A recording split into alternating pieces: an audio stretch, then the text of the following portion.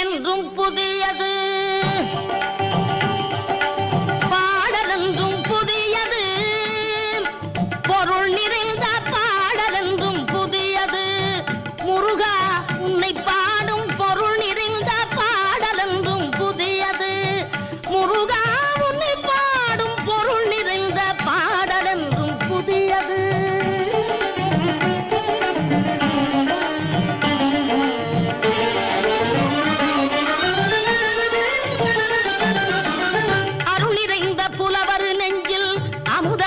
தமிழ் கொடுத்த பொருள் நிறைந்த பாடல் என்றும் புதியது.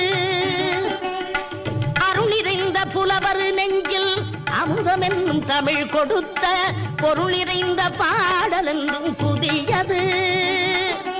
முருகன் என்ற பெயரில் வந்த அழகே என்றும் புதியது. முருகன் என்ற